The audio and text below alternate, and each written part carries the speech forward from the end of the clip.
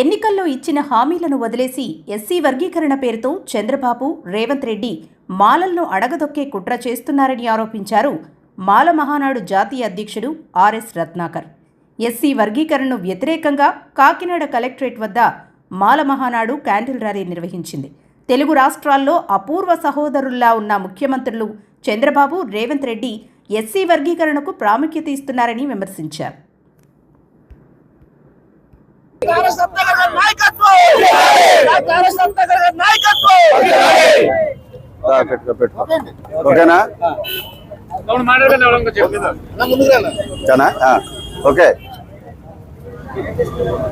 రాష్ట్రంలో ఉన్నటువంటి తెలుగు రాష్ట్రాల్లో ఉన్నటువంటి మాల సోదరులారా, ఎస్సీ వర్గీకరణ ముసుగులో దేశవ్యాప్తంగా దళితుల ఐక్యతపై కుట్ర జరుగుతూ ఉంది.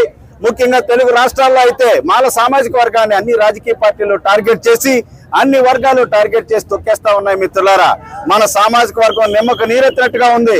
ఎవరిలోని చలనం లేదు. మిత్రులారా, మనం మాట్లాడకుండా ఉంటే, ప్రజాస్వామ్యత పోరాటం చేయకుండా ఉంటే, దీనిపైన మనం రియాక్ట్ కాకపోతే మన సామాజిక వర్గం చరిత్రలో ఒకప్పుడు ఉండేదని చెప్పుకునేటటువంటి పరిస్థితి వస్తాయి. మిత్రులారా, మాల ఉద్యోగులారా, pay back to the society అన్నారు అంబేద్కర్. ఇకనైనా మీరు డైరెక్ట్ గా రాకపోయినా ఈ యొక్క వర్గీకరణ వ్యతిరేక పోరాటంలో మీరంతా భాగస్వామ్యం కావాలని చెప్పేసి మీకు అందరికీ విజ్ఞప్తి చేస్తా ఉన్నాను.